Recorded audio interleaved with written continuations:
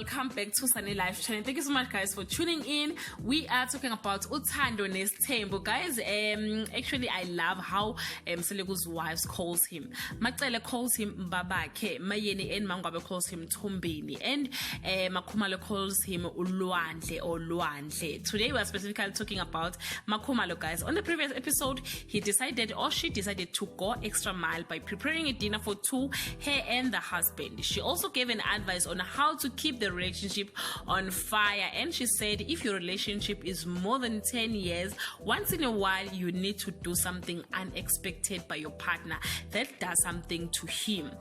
She decided to dress to kill and requested Mseleku to go and change for dinner and wear some comfortable clothes. Guys, I'm just asking myself if Mseleku have clothes to every house or what. MaKhumalo bought him a gift, and Mseleku responded by saying, "This must be the last time you buy me a gift." He was overwhelmed and he feels he's the only person who needs to provide, not the other way around.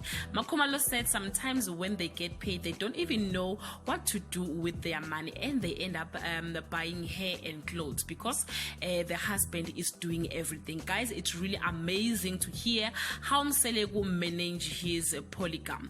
MaKhumalo is very happy with Mseleku being her husband, but guys, not being able to bear children is a thorn in her flesh.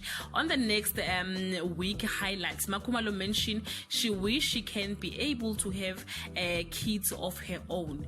Whenever Mseleku mentioned he wants to extend the family, MaKhumalo feels helpless and not a woman enough. It really hurts, guys. I just wish they can find a solution to her problem. This is the end of my review, guys. Thank you so much guys for watching this video. Hope you were taking note on how to spice your relationship. You can leave your comment below and share your opinion. Bye guys, see you on my next upload. Bye.